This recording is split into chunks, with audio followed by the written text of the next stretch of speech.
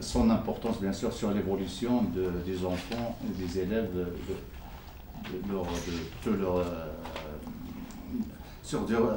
cours de c'est pas le primaire jusqu'à l'universitaire, parce que l'expérience a donné que lorsqu'on on compare deux enfants, un qui a suivi un petit peu, qui a bénéficié du préscolaire avec un autre qui est parce qu'au cours de cette année, au début de l'année, on a déjà conclu une convention dans le cadre de l'NDH, avec bien sûr la participation dans notre conseil provincial et le conseil de deux communes rurales les plus éloignées, Tilmi et Msmrir, et l'éducation nationale, avec une association dynamique au niveau de Tilmi pour la construction de 30 classes de primaire. Donc déjà, il est en cours. Également, hier, j'ai reçu un petit peu un responsable de manager, étant donné que cette province abrite la plus grande mine d'argent. Ils ont évoqué également leur disposition pour conclure une convention également qu'ils interviennent dans ce cadre. Tout le monde est conscient, comme j'ai dit tout à l'heure, de l'importance de l'étude des élèves. Donc, je remercie également le président de l'association SAA pour notre fédération et les institutions ici présentes, soit M. le gouverneur, soit les présidents des conseils provinciaux et de la commune, aussi notre délégué de l'éducation nationale.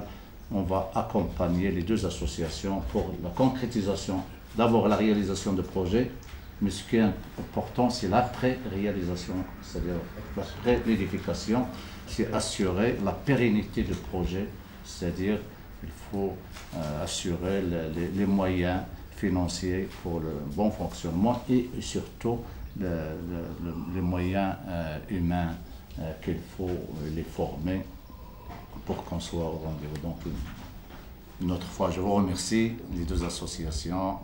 Et à vous la parole, c'est Farid, je crois.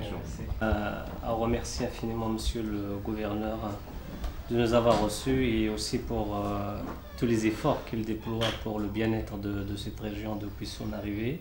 Je remercie également Monsieur Jean-Paul Lamontre qui est venu de Aix-en-Provence, qui est président d'une grande association qui a piloté énormément de projets dans plusieurs pays africains. Je remercie Monsieur Jafar qui est président de la commune de Khamis aussi, qui n'a pas hésité une seconde à accepter, à donner son accord, aussi les membres du bureau et toutes les personnes ici présentes. En fait, je vais donner juste un petit résumé de l'objectif et de la particularité de ce projet. En plus de ce que Monsieur le gouverneur a dit par rapport à l'importance de préscolaire dans le cursus de formation d'une personne, et c'est vrai que le préscolaire n'existe pas sur le plan public, c'est-à-dire l'État ne met pas en place des établissements pour le préscolaire. Le projet que nous sommes en train de réaliser, il a, si vous voulez, 4 particularités. D'abord, c'est un projet innovant. Innovant de le sens, c'est la première fois que nous allons mettre en place un établissement dédié à la petite enfance dans la scolarité avec des standards très élevés, académiques et pédagogiques. Nous allons former une équipe qui va accompagner le suivi de ce projet, c'est-à-dire les instituteurs et les institutrices et le staff administratif va être formé. Donc nous sommes en train aujourd'hui de voir les collaborations possibles avec l'Institut français de Marrakech, par exemple, par rapport à tout ce qui est technique pédagogique, parce que la petite enfance est particulière en termes de pédagogie et de moyens didactiques qu'il faut mettre en place. Ça, c'est la deuxième particularité. La troisième particularité, c'est que nous allons donner une dimension aussi sociale, socio-économique au projet. Comment? Une fois qu'on a construit le projet, avec tous les moyens qu'il faut, nous allons faire appel à toutes les associations qui existent dans la région. Si demain quelqu'un veut ouvrir le même centre à Tenerife ou à Tilmi ou n'importe où dans la province, l'association va le prendre en charge en termes de formation, pédagogique, toutes les techniques, et nous allons l'assister pour qu'il ouvre son centre.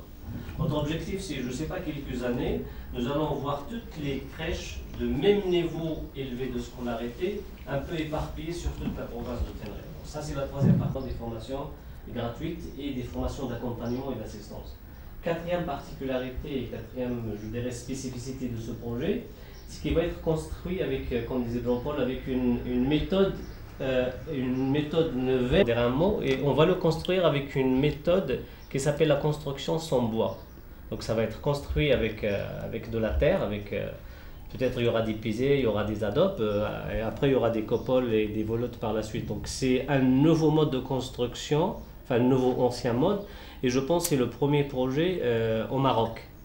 D'autant plus que le Maroc, la dernière visite du monsieur le ministre de l'Habitat, nous insistait également, inciter les présidents de communes qu'on encourage ce type de. Nous sommes sur la voie de. Donc ça s'inscrit vraiment dans la continuité. Exactement.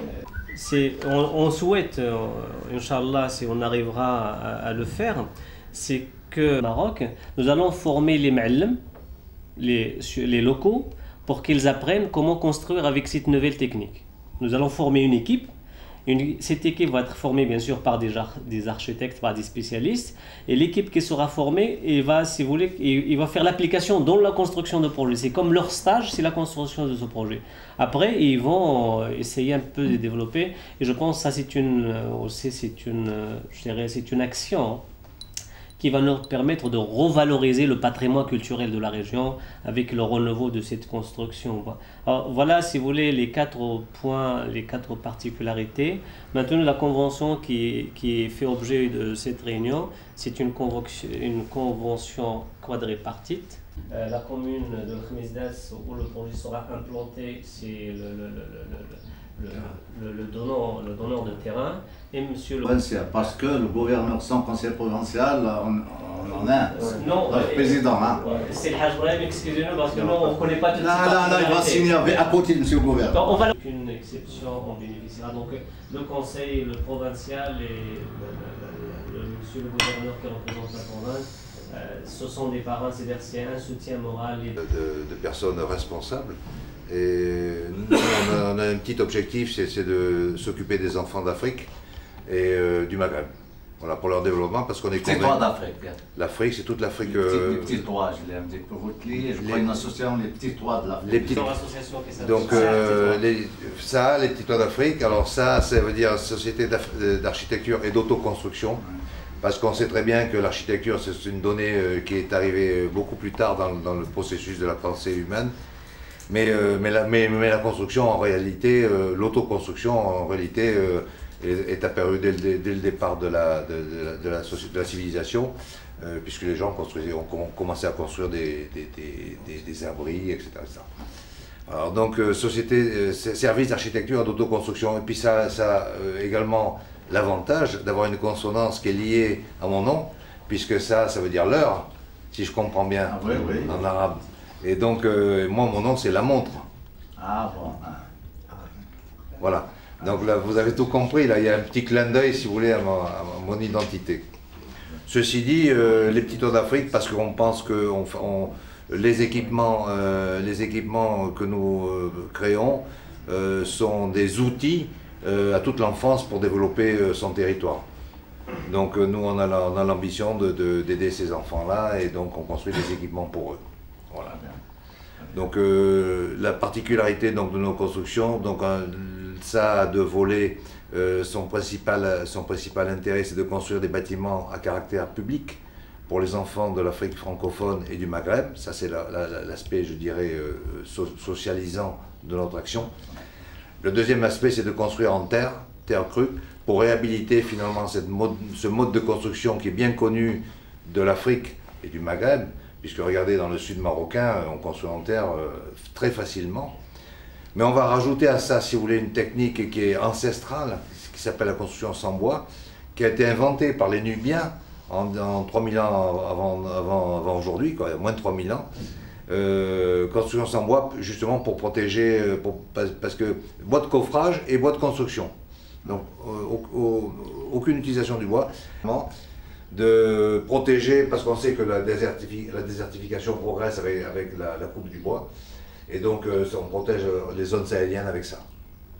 Voilà, je pourrais vous parler pendant encore 2 jours, mais je pense que là ça suffira.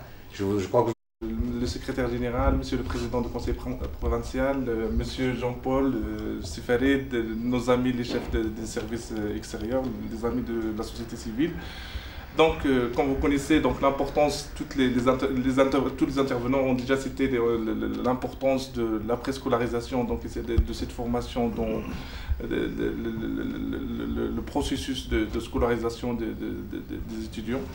Donc, pour nous, on a prévu ça dans la planification de la commune. On a déjà réservé une place près de la commune pour la construction de foyers féminins et de crèches d'enfants. Donc, maintenant, alhamdoulilah, c'est l'occasion, c'est le seul handicap qu'avait la commune. Maintenant, Inch'Allah, c'est réussi, donc, dans un bon uniforme. On est prêt donc, à mettre à disposition ce minimum, cette bijouterie comme art de construction qui nous revient à notre méthode de construction ancestrale de la région, dans un bon uniforme, je pense, et avec de nouvelles techniques. Donc j'espère la réussite, notre réussite dans ce domaine et généraliser l'information sur toute la province, Inch'Allah. Ouais. 1 milliard d'euros, 2 milliards. Je ne sais pas, on n'a pas encore défini la taille du projet. Non, c'est ça. Donc on ne sait pas quelle est la. Mais les composantes, je crois, sont citées dans la convention. On a défini les composantes du projet, mais on n'a pas défini encore sa dimension, la taille et les surfaces. Donc, mais quand même, je sais pas, ce que je peux vous dire, c'est que un projet comme ça, le dernier projet qu'on a fait au Niger, il nous a coûté 100 € le mètre carré. Combien? 100 €. 100 € le mètre carré. Utile. Il y a presque 800, hier on a fait une 8600 mètres carrés. Fiche technique du côté financier, vous la laissez avec le chiffre. Je vais vous donner le chiffre. Mais on s'est dit hier que nous allons, tout dépend de l'état d'avancement, nous allons essayer de faire un dossier de financement, nous allons essayer de faire par exemple 2 ou 3 tranches, ça dépend. On verra par la suite. Sera le maître d'ouvrage sur le terrain, c'est-à-dire il faut quelques mettre des points sur. Oui, bien sûr. C'est nous qui allons avoir la fonction, c'est l'association SAA qui va avoir la fonction de maître d'ouvrage délégué, qui va piloter tout le financement du projet. Et qui va le faire aboutir à son terme. Comment on va faire sur le point de vue? Ce qui va se passer, c'est qu'on va créer un compte en banque. Là, on est dans l'opérationnel. Ce qu'on a fait, on crée un compte en banque dans le pays avec une banque du pays. Et on transfère tous les fonds qui sont dédiés à ce projet sur ce compte-là. Et on paye sous contrôle de l'association, je dirais, SAA. Oui. On contrôle les travaux, puisqu'on fait la direction des travaux. Oui. Et on paye quand on est satisfait de la qualité des travaux. Et on paye, puisqu'on est titulaire du compte, on paye les entreprises au fur et à mesure. On n'a pas le droit de faire du bénéfice. Donc, par définition, le budget qui a été demandé correspond à l'investissement. Donc, normalement, on doit terminer ric-rac.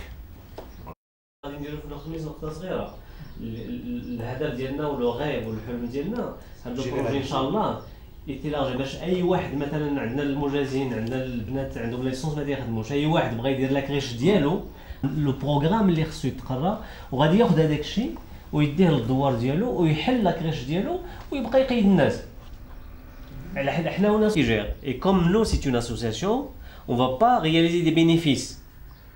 J'ai dit, c'est-à-dire que les enfants... Je ne le connais pas bien, quoi, mais c'est pas interdit quand même que dans certaines configurations, il y ait peut-être une participation des gens quand on... Je prends un exemple. Normalement, c'est des établissements de jour, ça. Ce pas des établissements qui sont chargés de travailler la nuit. Donc il n'y a pas d'internat. Mais il n'est pas impossible que parfois, des parents aient besoin de garder leur enfant 3-4 jours, 5 jours, une semaine, j'en sais rien. Et à ce moment-là, ça peut être une prestation, je dirais, payante, mais au niveau au niveau uniquement du débordé.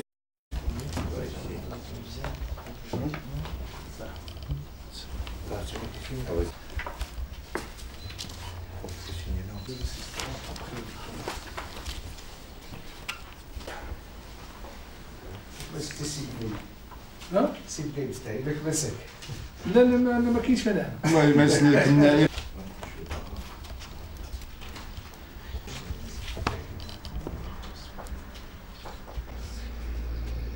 Faut pas faire le.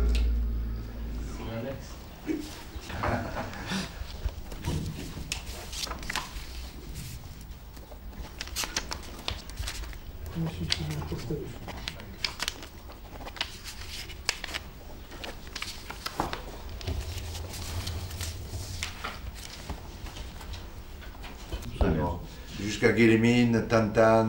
Vous étiez déjà au lac Eriki. Oui, j'ai passé le réveillon du jour de l'an 2000 au lac Iriki, avec une bande de copains.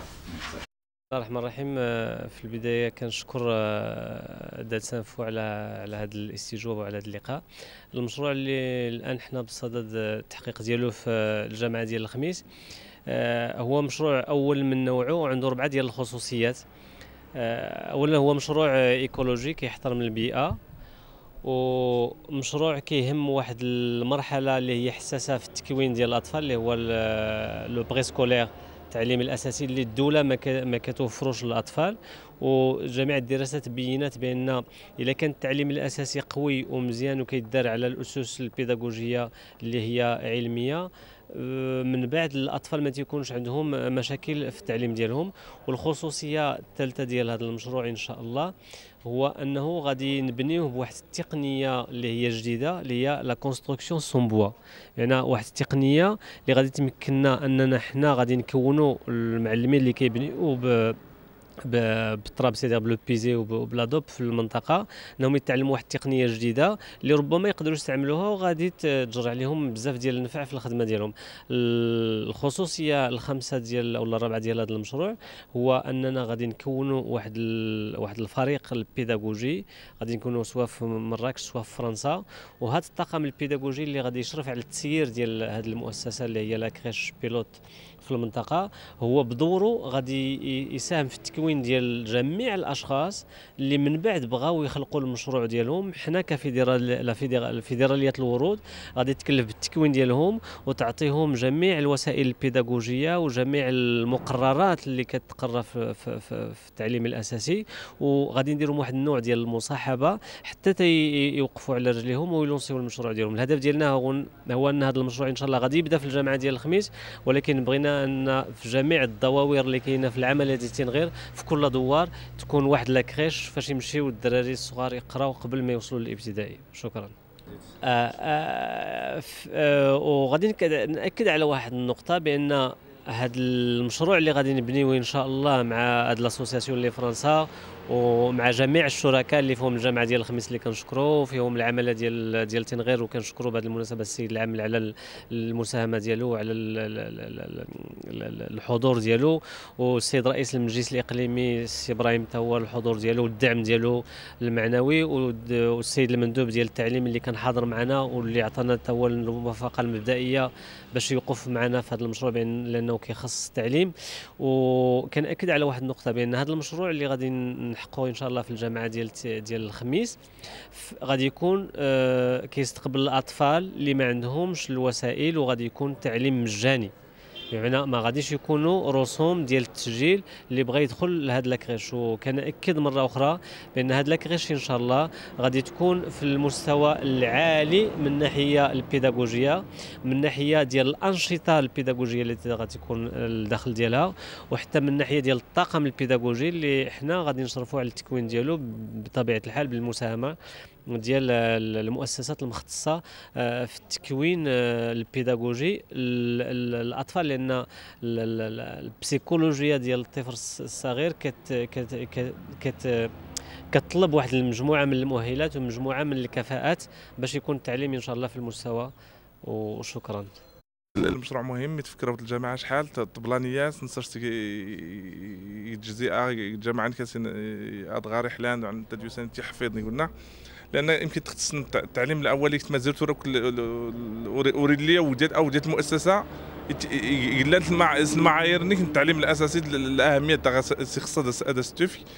اذا درك الحمد لله توفي نصر سيت غير بلان صرفنا تدد الوقت المناسب ان شاء الله نفعل الدعم الجمعيات تنساعد لا فيدراسيون الورود باش ان شاء الله تفغ المشروع تخص حيز الوجود نموذج نموذج الناس قادر السدن المشاريع يعطين العمل كله الجامعات المجاوره ان شاء الله. ان شاء الله هي استجابه للرفع من مستوى التعليم الشباب المنطقه كله العمل كله تنغير. Ça, c'est une association humanitaire qui a pour but de construire des bâtiments, je dirais, à caractère public pour les enfants de toute l'Afrique, je dirais, francophone et le Maghreb. Ça fait en tout, j'ai compté 18 pays. Donc le but, c'est de construire donc, pour les enfants dans tous les domaines dont l'enfant a besoin, c'est-à-dire l'habitat non domestique, comme par exemple les logements de fonction, les dortoirs, tout ce type d'habitat, en dehors de ce qu'on appelle le logement très facilement. Ensuite, tout ce qui concerne l'hygiène et la santé. Ensuite, tout ce qui concerne l'éducation, la formation, l'éducation et l'enseignement. Et ensuite, tout ce qui concerne les bâtiments, les équipements de proximité, comme les dortoirs, les réfectoires, les choses comme ça. Enfin, pas les dortoirs, les réfectoires, etc. Donc ça fait quand même beaucoup de bâtiments ça, dont peuvent avoir besoin les enfants et qu'on est capable de faire dans le cadre de notre objet social, quoi. Ça, c'est l'aspect, je dirais, social de notre action. L'aspect, je dirais, technique, c'est du développement des pays, parce qu'on cherche à construire avec des méthodes, je dirais, des méthodes ancestrales, quoi. Ancestrales, qui sont des méthodes, je dirais, oui, aujourd'hui on dira de l'écologie et du durable, c'est de construire en terre. Parce que quand vous construisez une brique en terre, que vous la faites participer à une construction et que vous démolissez cette brique, vous pouvez la réduire en poussière et refaire une autre brique derrière. Donc c'est du développement durable. Donc on essaye de faire ça, on essaye de faire ces constructions-là en terre crue. Et quand les pays ne savent pas construire en terre crue, et tout particulièrement construire sans bois, je vais vous expliquer ce que c'est, on essaye de les former.